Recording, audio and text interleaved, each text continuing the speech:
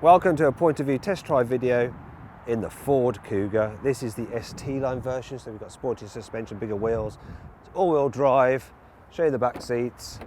They have a decent amount of room, and the boot of the car, it has a decent amount of space, but it's not as big as something like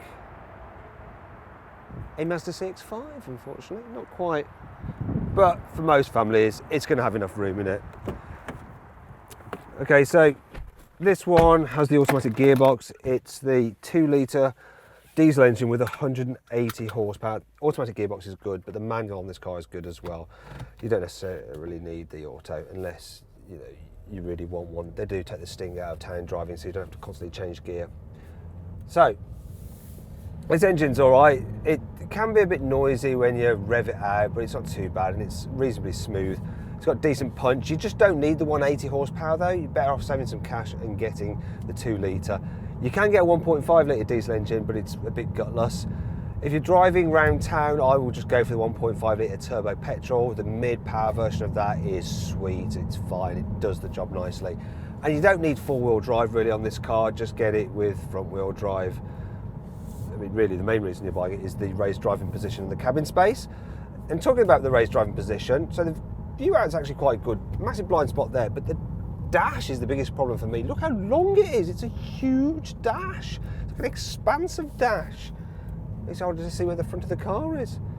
Also, the design of the dash is pretty horrible. I hate this area here. The touchscreen, the new infotainment system Ford uses, Sync 3, is actually reasonably easy to use, but it's hard to operate it because of this recessed bit of the dash here, so you kind of have to really concentrate to hit the different icons.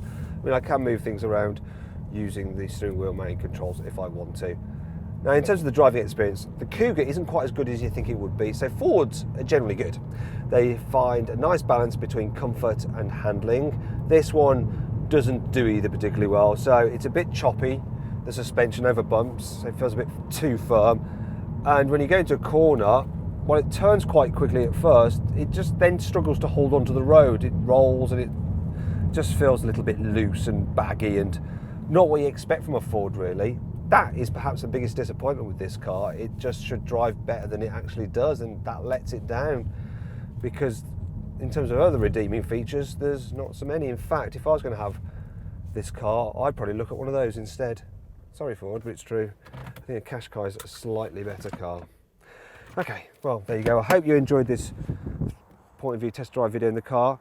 Now, if you click on the top right hand corner of the screen, you can go to carwow.co.uk to see the best offers you can get on the Ford Kuga. It starts from around £22,000, but you'll be able to get some better deals on it than that if you go to Carwow.